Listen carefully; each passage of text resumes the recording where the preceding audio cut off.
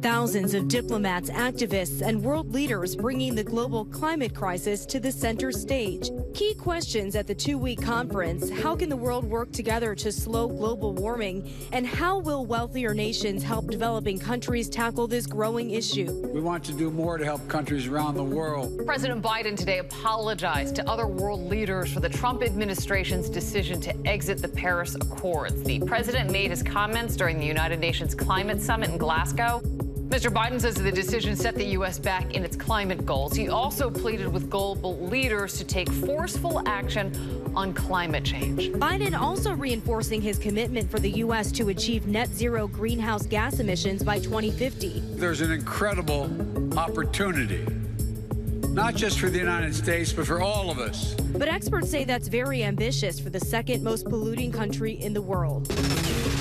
Senator Joe Manchin keyed to Democrats passing President Biden's massive social spending package, saying Monday he needs greater clarity before supporting a new $1.75 trillion framework. I will not support the reconciliation legislation without knowing how the bill will impact our debt and our economy. Manchin revealing his issues as negotiators signaled they were finalizing details of the social spending framework.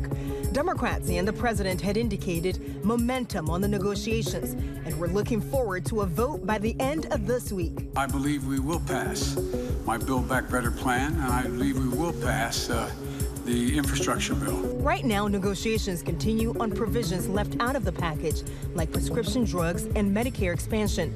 But it appears efforts to put those measures back in the package did not sit well with Manchin. Chairwoman of the House Progressive Caucus, Pramila Jayapal, reacting to Manchin on CNN. I will just say sometimes tempers get a little flared towards the end of negotiations. I hope that's all this is.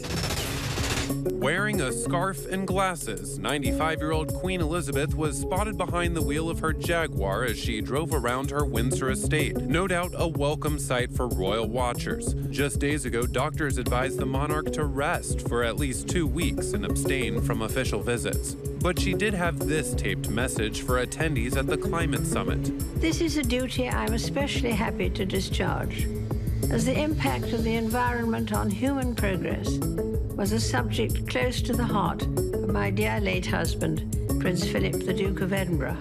I remember well that in 1969, he told an academic gathering, if we fail to cope with this challenge, all the other problems will pale into insignificance.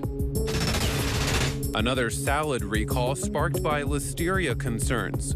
Dole Fresh Vegetables is recalling bags of garden salads sold in Alabama, Florida, Georgia, Louisiana, Maryland, Massachusetts, North Carolina, Pennsylvania, South Carolina, and Virginia. The recall comes after a positive result for the bacteria in a random test. The product is already past its October 25th best if used by date. According to the FDA, listeria can cause high fever, severe headaches, stiffness, nausea, abdominal pain, and diarrhea. So you may not have much leg room on an airplane, but Delta thinks it's enough to do some stretching mid-flight. The airline is teaming up with Peloton to offer 5 stretching and meditation classes to flyers. They range from 5 to 20 minutes and are meant to help passengers relax, stretch, or fall asleep on board. Classes will be available on planes with seatback screens in the next coming weeks. Peloton says it will refresh the classes every few months.